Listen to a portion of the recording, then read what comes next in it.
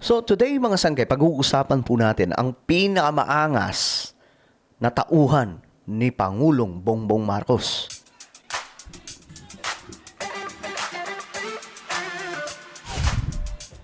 Okay, pag-usapan lamang po natin ito mga sangkay kasi medyo hindi ko to natatapik dito, no? Napapadalas to dati pero nung ito, ang dami po kasing issues mga sangkay, gulo sa Senado, gulo sa Pilipinas, nakakalimutan kong ibalita itong patungkol po dito sa ginagawa ng isang sekretary ni PBBM na talagang namang ubod ng angas, no? Walang iba kundi si Secretary Dizon. So, anong ginagawa niya ngayon mga sangkay? Pag-usapan po natin. Anyway, bago tayo mag-umpisa sa mga hindi pa po dyan nakakapag-subscribe sa ating YouTube channel, makikita nyo po yung subscribe button sa baba ng video na to. I-click nyo lamang po yung subscribe, i-click ang bell, at i-click nyo po yung all. Sa mga nanonood po sa Facebook, i-follow nyo po yung ating Facebook page. Okay, tingnan po natin ang taong to mga sangkay. Kasi, alam nyo, napapansin ko kasi ngayon, ang dami po niyang ginagawa dito sa ating bansa na hindi po napapansin ng iba. Alam nyo, itong si Secretary Dizon, no, simula nung maupo ito, kahit nung nasa DOTR pa po siya, talagang napakasipag. Ito hindi ito mga sangkay, hindi ito promotional video, malayo pa po yung eleksyon, 2028 pa. Do, alam ko mga sangkay na may mga vlogger po talaga na inaano nila, ano tawag doon? Mayroong kumukumpas sa kanilang mga politiko. Pero ito wala, mga sangkay. Ano lang to, paminsan-minsan, no? Gusto ko lang itapik to kasi nakakatuwa lang. Kasi yung summer ngayon, yung kalsada doon, aba, tinutukan mga sangkay. Ibang klase po talaga. Ngayon, maayos na po. Malapit na pong matapos yung Maharlika Highway. At ngayon, mga sangkay, ito, tingnan po ninyo. Alam niyo bakit ko nasabing maangas to? Matindi to si Secretary Dizon. Mag-report kayo na mag-report. Tagging lang sa Facebook mo. Oo, tagging lang. Kagaya nung nakita natin sa nagagit ako nung nakita ko sa Facebook to eh. Kasi kung hindi na-report yun, hindi aabot sa akin yun eh. Importante yung citizens participation. Ayun. Importante yung citizens participation. Kasi mga sangkay, ito itong pinakita dito, ito yon. Yan yung una. Alam niyo yung ginawa ng naunang DPWH? Tingnan niyo mga sangkay. Imbes na gawin ang kalsada na ito, ang ginawa nila, eto. Tingnan niyo mga sangkay, nagkaroon po siya ng dike. Para po siya naging irrigation. Ngayon, nakita po yun ni Secretary Dizon kasi nga po kumalat po yun sa social media. May nag-video kasi. Ngayon, pinagawa niya kaagad. Nagalit po siya dyan. Sabi niya, bakit ganito ang ginawa? Sa Facebook to eh.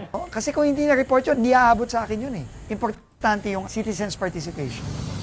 Ako Very good, hindi no? ko mamomonitor lahat yan. Imposible eh. Secretary, ang maganda dito, buong stretch ginawa niyo. Salamat po. Magkakaroon ng access during emergency, magiging maayos na po. Kita niyo mga sangkay, oh. Ayos na ayos, no? Dati mukhang kanal to dito, eh. Inayos po.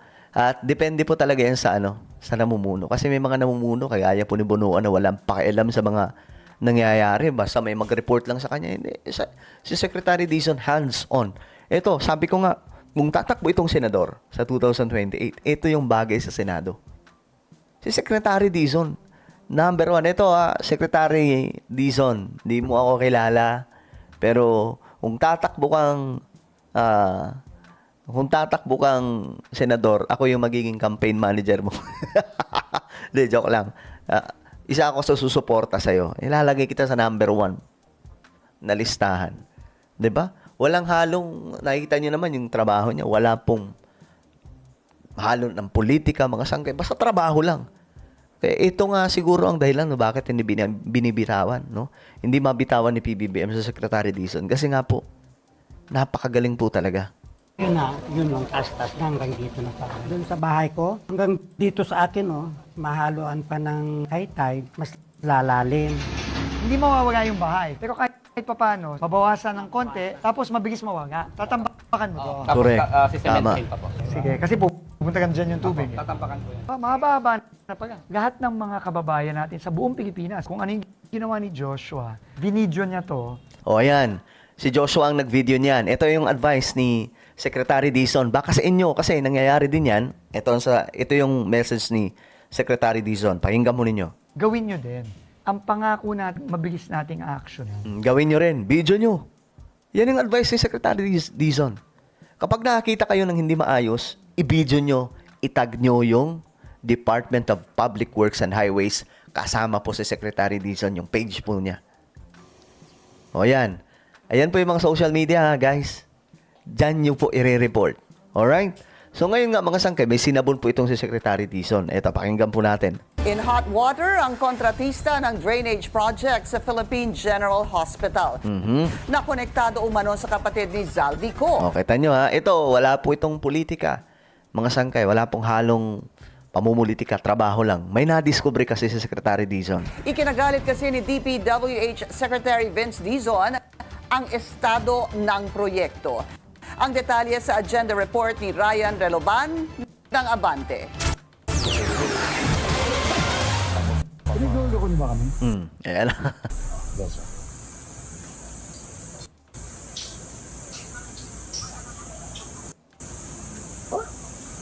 Ano mo magagawa yan? Yari. Ganun eh. Sabon. Ano, kayong mga loko. Dito eh. O 1.5 years na kayo dito eh. Galit na galit si DPWH Secretary Vince Dizon sa nadatnan niyang halos walang progreso na drainage project sa Philippine General Hospital o PGH sa kita nyo? Maynila, kabilang na ang septic tank. Sa kanyang inspection niya yung Merkoles, sinabi ni Dizon na labis na naaantala ang construction ng proyekto na hawak ng kontratistang mula sa Edson Janilo Construction. Anya, ka-joint venture nito ang kapatid ng pugante na si Resign Ako Bicol Party List Representative Zaldico Kaya naman pala eh. na mula sa FSco Company. Dagdag ng kalihim na sa 17% pa lamang ang kabuang progreso ng proyekto sa kabila ng halos Grabe. kalahating taon ng implementasyon nito mula ng simula noong December 24, 2025. Grabe, no? Kakapal ng buha. Kita nyo, mga sangkay. 2 years na. Tapos tingin. My goodness. Anong klaseng? Tinatayang nagkakahalaga ng 700 million pesos ang drainage improvement project. Kita nyo, 700 million. Tapos pinagtripan lang. Ano yung kinurap nila? Pinaghati-hatian na? Pero ayon kay Dizon, nasa 15% pa lamang ng kabuang halaga ng kontrata ang nababayad ng gobyerno. Pagdidiin ni Dizon, kritikal ang proyekto dahil layunin nitong solusyonan ang matagal ng problema sa pagbaha sa PGH. Grabe, oh. Kung saan dahil sa luma at maliit na drainage system ay madalas bahain hindi lamang ang parking area kundi maging ang ilang bahagi ng hospital. Inatasan na ni Dizon ang kontratista na agad magdagdag ng mga manggagawa at magpatupad ng 24/7 operation para makahabol sa target na schedule. Ayan, 24/7 na sila magtatrabaho. Kailangan 24/7 yung trabaho at dadagdag siya, magta-times 3 siya ng tao dito. From the current 50, kailangan maging 150 ang tao. So times 3, tapos 3 shifts 24/7 para matapos. Kung gano'n ang gagawin, ang sabi ng mga engineer, kayang tapusin. Pero kailangan gano'n.